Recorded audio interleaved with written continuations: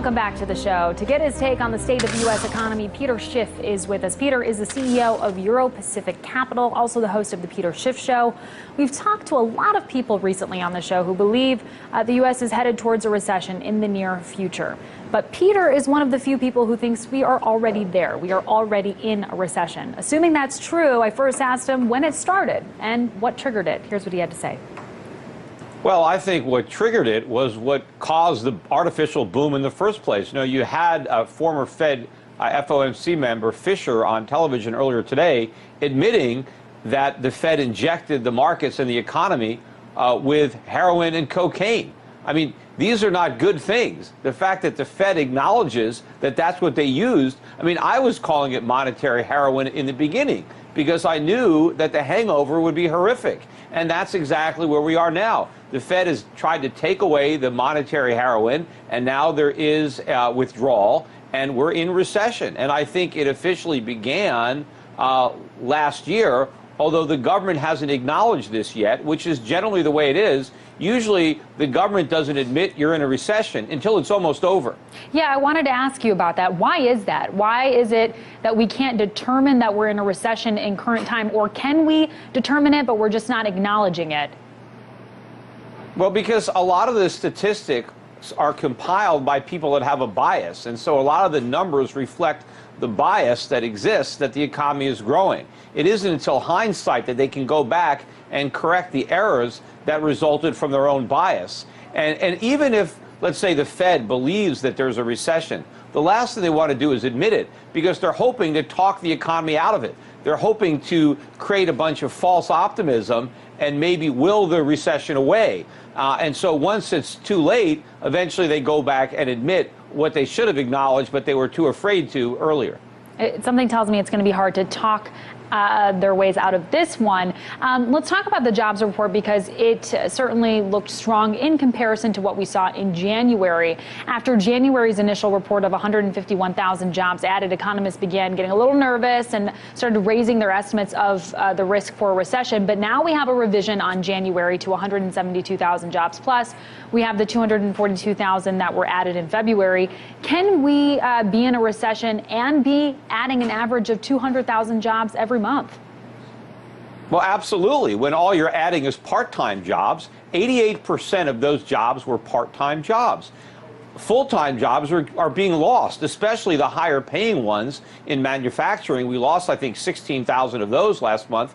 80% of these jobs that we created, not only are they part-time, but they're low wage. A lot of them are minimum wage. They're all in the service sector. And so this is why we're in recession, because people are losing their good full-time, high-paying jobs, and they're replacing them with low-paying part-time jobs. That's why there's a recession. Look at the number that came out earlier today on wholesale inventories. They're exploding. The inventory to sales ratio is now the highest it's been since March of 2009 when we were in the Great Recession. If we're creating all these jobs, why don't people have the purchasing power to go out and spend? In fact, look at consumer credit that collapsed. We got those numbers yesterday. And also we found out that small business optimism just hit a new 2-year low. So if they're hiring all these people, why are they so pessimistic? So the reality is the jobs number was not strong. That's just the fiction that President Obama wants to peddle. Well, every time we've had a recession, jobless claims have soared. And now they're down. In fact, they're at record lows. If the economy is contracting, why aren't we seeing it in jobless claims? Well, we will. I mean, normally the jobless claims move up as the recession matures. So in the early stages of the recession, you can have low unemployment, but that is going to change. Look at the announced layoffs already for the first 2 months of this year. These are 20% ahead of where we were last year. But if you look at corporate earnings under pressure, look at retail sales collapsing, jobs are going to be the final thing to break. I mean, normally employers don't lay people off because they think a recession is coming. When they get surprised by a recession, that's when they start the layoffs. So I think the layoffs are going to come. They're going to come this year. And, you know, there's only so many part-time workers that American businesses are going to be able to hire. They're going to start laying them off sometime during this year. So you're going to start to see the unemployment rate move up. But by then, of course, we're going to be knee-deep in this recession, maybe even neck-deep. Sounds like it's going to be quite a problem for the next person at the helm of the country, the next president. Wages certainly weren't good for the month. They fell by 1%. You say that reflects true weakness in the economy. But if that's the case, how do we explain January's very strong wage data, 0.5% growth, just a month earlier? Was that just a one-off? Well, that's because, that's easy to explain because a lot of states, about a dozen states, had big increases in their minimum wage that went into effect January 1st. And since so many Americans now work for the minimum wage, including heads of households and college graduates, that had a one-off effect. But, not only did wages drop 0.1% last month, which is the first drop in a couple of years. In fact, it's only had 6 drops in the last 10 years. But if you look at hours worked, which actually declined, if you look at weekly earnings, they actually plunged by 0.7. That is the biggest drop in weekly earnings since the government started keeping statistics. And I have no idea when that was, but it was probably before I was born. Yeah, I mean, I was just going to ask you about that. Hours worked going from 34.6 to 34.4. Most people would look at that and say, doesn't really sound like that big of a drop. Talk to me a little bit more explain a little bit more about where that's really coming from. Well, again, it's coming from more people working part-time instead of working full-time or having their hours cut back. That's what's going on.